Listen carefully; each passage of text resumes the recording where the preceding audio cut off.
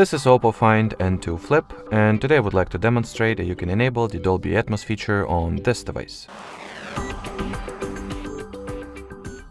So before we go any further, basically if we are talking about the default speakers that are built into the smartphone, the Dolby Atmos for them is always enabled, and you cannot turn it off or on respectively.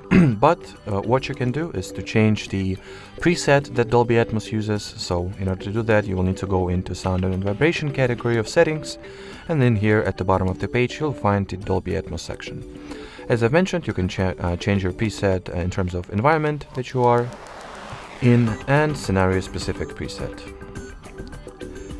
But if you will connect any external audio device such as headphones or perhaps Bluetooth speaker, this toggle will become active, and well, you will be able to modify its value by turning it on and off respectively.